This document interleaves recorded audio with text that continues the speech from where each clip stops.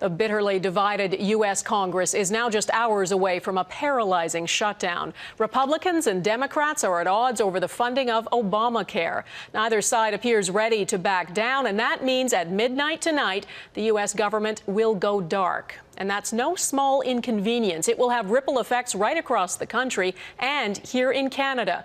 We have two stories tonight, beginning with our Washington bureau chief, Eric Sorensen. This time it may be unavoidable, a U.S. government shutdown. Why? The Republican-led House of Representatives will not fund the government past midnight unless there are delays in the new health care law, which they hate. It's time for the Senate to listen to the American people, just like the House has listened to the American people, and to pass a one-year delay of Obamacare. But the Senate, led by Democrats, won't delay it. It is the signature legislation of the Obama presidency. If the government shuts down tomorrow, it will be because of the House's viewpoint, my way or the highway. We are not going to mess around with Obamacare. A stalemate would cause some 800,000 federal workers who do jobs from research to visas to be furloughed.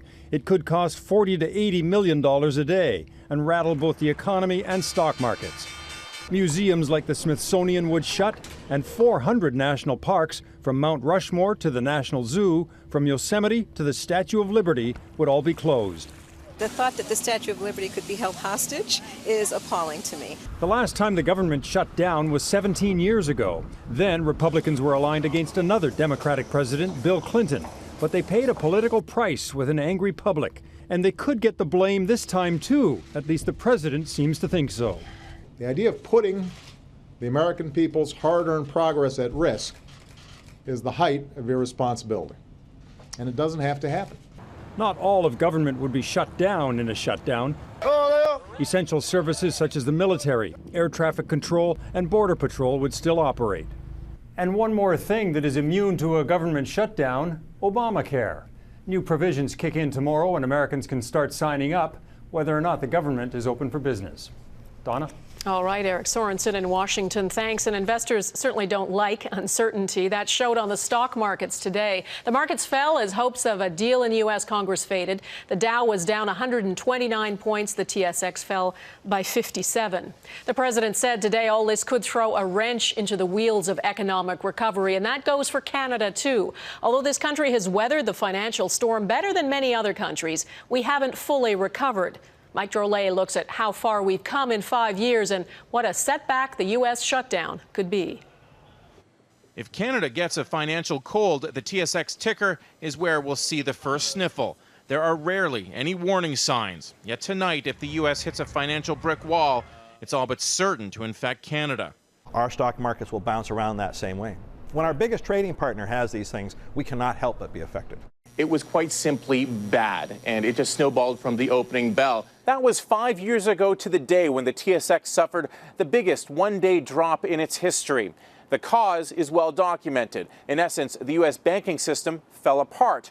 And when the U.S. stopped spending, as it may again after tonight, the money dried up here as well. What few remember is how hot the financial markets were in early 2008. In June, the TSX topped 15,000. 3 months later, on September 30th, the bottom fell out, $100 billion in losses.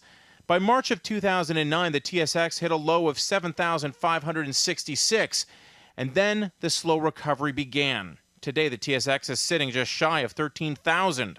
I've certainly, don't expect to see the corporate salary that I made. The job front since the crash hasn't been kind to many Canadians, including marketing specialist Suzanne Gerwick. She's gone through 3 jobs in 6 years. On the street, she says, it's never been tougher. I think there's a lot of people looking. I think there are less jobs. I think the people who are working harder. How the market has changed in these 5 years is important to understand where Canada is going. There's more of a demand for specialized people who have to compete with new, cheaper graduates, yet not necessarily more jobs, as companies are still leery of the glacial pace of economic growth. There's always a little bit of a fear, and some companies are still cautious about their hiring. They want to see sort of how things are going to go. They're going to hold off on hiring until sort of the first quarter of 2014 because they want to make sure things are stable in the economy. Now, few believe another sharp downturn is around the corner. With the housing market stable, unemployment at 7%, and interest rates still low, Canada is ripe for growth. Yet the ticker is still the indicator to watch. The more green we see in the coming days, the better.